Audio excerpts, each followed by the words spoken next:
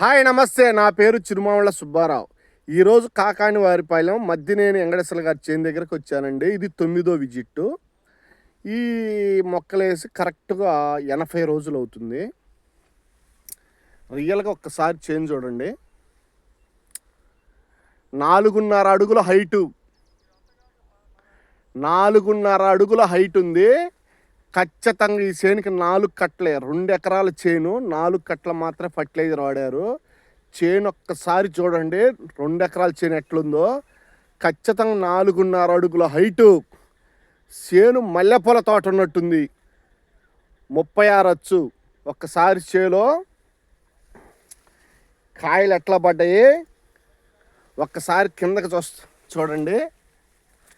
నేను కూర్చుంటే నా మీద కరెక్ట్గా 1.5 అడుగున్నర ఉంటుంది చేను.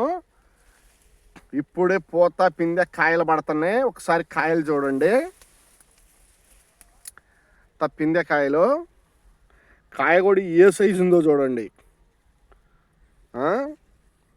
కింద నుంచి కాపే చేలో కాయలు చూడండి. చేను మల్లెపూల తోట ఉన్నట్టుంది. చేలో నల్లి కానీ తామర పురుగు కానీ తెల్లదొంగ కానీ లేదు. ఒకసారి చేను చూడండి. ఖచ్చితంగా 4.5 అడుగుల హైట్ ఉంది. 100%. లాస్ట్ ఇయర్ ఇక్కడే మనకు ఒక ఫార్మర్కి ఎకరానికి 54 క్వింటాలని 100%. అట్లానే సేమ్ 50 క్వింటాలు చిల్లరవు చేను. నెక్స్ట్ ఒక 15 డేస్లో జనవరి 15కి వద్దాం, ఫార్మర్తో మాట్లాడదామండి.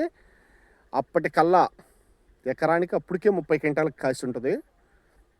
అప్పుడు ఆ ఫార్మర్ నోటితో ఈ చేలో ఎన్ని బలం కట్టలు పెట్టాం, హ్యూమిక్ పొటాష్ పెట్టి కరెక్ట్గా 70 రోజులు పైన అవుతుంది. మొక్కలు వేసిన 5-6 రోజులకి పెట్టినాం. ఒకసారి ఈ చేను చూస్తే ఫార్మర్ అసలు రైతు నష్టపోతాడు అనే దానికి ఇంపాసిబుల్.